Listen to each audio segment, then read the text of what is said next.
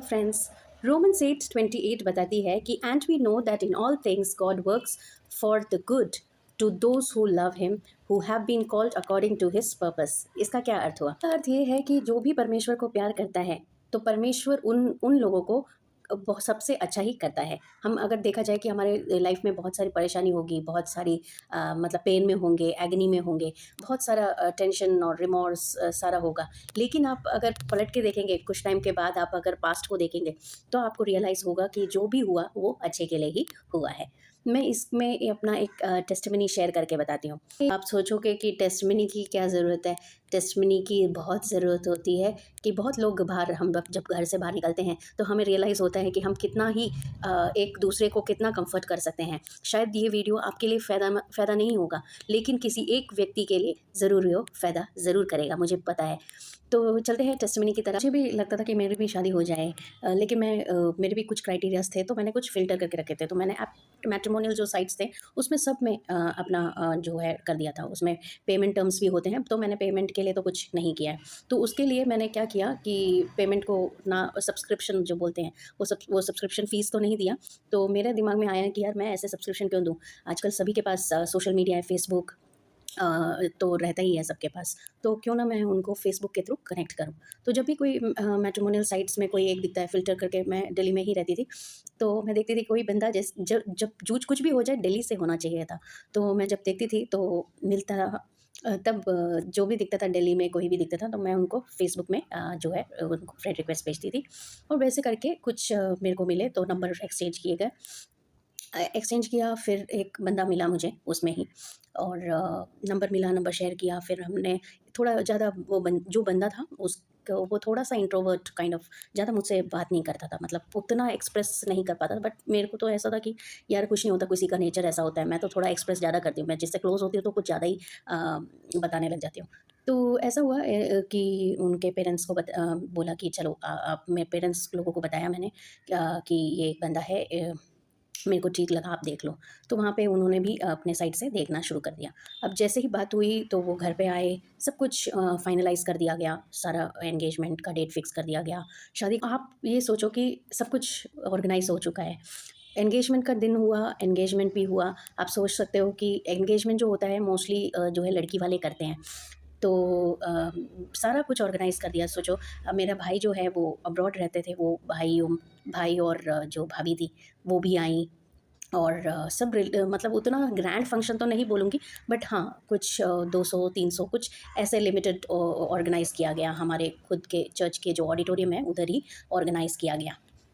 तो वो फंक्शन हुआ, उसके बाद ये हो गया, एंगेजमेंट सेरेमनी सब फिनिश हो गया। 1-2 हफ्ते के बाद मैं ऑफ़िस में जाती थी, तो ऑफ़िस में जाने के बाद मैं जैसे ही घर पे आई, तो मेरी मम्मा ने बताया कि उन्होंने मना कर दिया। तो मेरे को लगा इतना शॉक, आप सोच सकते हैं कि सोचो एंगेजमेंट होने के बाद ऐसा सब सुनना, एक आई मीन मेरे तो जान ही निकल गई थी, जैसे ऐसा था। बहुत ही गंदा लगा, इनफैक्ट सबको फ़ेस करना, मतलब एक होता है ना, तो वो मुझे बहुत गंदा लगा। तो फिर उसके बाद मम्मी ने बोला कि ऐसा है, उन्होंने मना कर दिया। मैंने इस बंदे को काफ़ी बार फ़ोन लगाया, हार्ट तो ब्रेक हो गया है, तो ऑब्वियसली बात है, एटलीस्ट वो बोल सकता था कि मैं, मेरे को नहीं है, कुछ भी, whatever reasons it is, at least मेरे से एक बार मैसेज में बात करता या कॉल करके बताता। मैं जैसे ही ऑफ़िस में आई तो मम्मी ने बोला कि ये है, उन्होंने मना कर दिया है करके, और क्या रीज़न है मुझे अभी उतना याद नहीं है, बट उन्होंने कोई रीज़न बता के मना कर दिया। मैंने धड़ाधड़ उसको फ़ोन करना चालू कर दिया, बट उसने एक बार भी फ़ोन नहीं किया। ऐसा हुआ, उसके बाद 2 हफ़्ते के बाद मैंने आई मीन हमारे जो रिलेटिव्स हैं, वो रिलेटिव के जो हमारे जो रिलेटिव हैं और उनकी मम्मी जो हैं, वो एक फ्रेंड थे, कॉमन फ्रेंड कोई था। तो उनसे पता लगा इस बंदे की जो है शादी हो गई है। तो तब हमें रियलाइज़ हुआ ये बंदे ने इस बंदे को किसी और से पहले से ही अफ़ेयर था, and that's the reason why उसने मुझे आउट कर दिया। तो सोचो आपको कितना गंदा लगा होगा, लगा कि नहीं? सो मुझे तो बहुत गंदा लगा, बहुत ज़्यादा, मुझ पे तो बहुत ज़्यादा इतना ज़्यादा गंदा लगा, मैं बता नहीं सकती। बट एनी हाउ, सो आप सोचो एंगेजमेंट किसी का होता है तो कितना सारा खर्चा होता है। इनफैक्ट मैं जब अपने ऑफ़िस में भी गई तो वहाँ पे लोगों ने बोला मुझे कि इसमें केस कर दो करके। बट हम इतना टूट चुके थे, मैं इतनी टूट चुकी थी, मेरे डैड मॉम गंदा लग रहा था, but life has to move on, so हमने डिसाइड किया कि लीव इट, उसको जैसा है जैसा है चलने दो, क्या केस वेस करेंगे करके हमने उनको फॉरगिव कर दिया।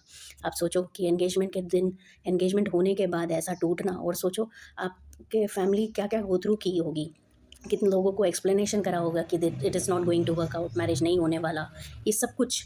आई मीन एंगेजमेंट का जो भी खर्चा था, सोचो कितना सारा खर्चा होता है। आई मीन भले ही वो एक छोटा सा इवेंट, छोटा सा ही था, ऐसे वो हाई फाई करके तो नहीं किया, बट सोचो फोटोग्राफर्स आते हैं, वीडियोग्राफी होती है, फिर और भी खाना, केटरिंग हो गया, इनविटेशन हो गया, ये सब का एक चार्ज होता है। तो एक पूरा बर्डन जो है वो एक एक्सपेंस होता है, तो वो सब सोच के, बट अब ये पॉइंट आता है, यही स्टोरी समाप्त होता है। टेस्टिमनी मेरा दूसरा भी है जो बहुत ज़बरदस्त है। आप सोचो कि अगर मैं उस बंदे से प्यार करती या शादी कर भी देती ना, मैं आज के दिन सोच रही हूँ कि अगर मैं उस बंदे से प्यार करती या शादी करती, तो मैं सच्ची बता रही हूँ कि 2-3 दिन में ना मेरा डिवोर्स हो चुका होता। Seriously, all things work for good for those who love him, बोलते हैं ना। परमेश्वर आपका इतना साथ देता है ना, कि आप ये सोचो कि जो फ़ोटोग्राफ़ी था, जो फ़ोटोग्राफ़र था, उनको टाइम लगता है ये फ़ोटोग्राफ़ी का जो प्रिंट्स मिलने के लिए। तो मेरे को लग रहा है 1 या 2 हफ़्ते लग गए थे एक्चुअली हमें जो एल्बम्स मिलने के लिए।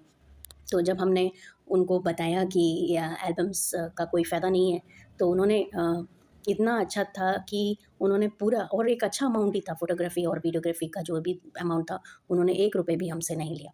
सो ऑल दोज़ थिंग, मतलब परमेश्वर कितना हमको मतलब कि ऐसे भी लोग हैं जो हमें हेल्प करते हैं। जैसे ही उनको पता लगा, वो तो कहने के लिए वो पैसे ले सकते थे, क्योंकि उनको इतने कारीगर भेजे गए, उतना टाइम वेस्ट हुआ, उतना सब कुछ। तो so end of the result क्या हुआ, इससे मेरे को मेरा लाइफ सेफ हो गया, है कि नहीं? और वो जो फ़ोटोग्राफ़र था, उसका उसका लॉस होके भी हमारे को वो फ़ायदा करने के लिए कितना हेल्प किया। सो और आज के दिन मैं देखूँगी, मैं पास्ट को देखती हूँ, मैं अपने आप को कितना ब्लेस्ड फ़ील करती हूँ।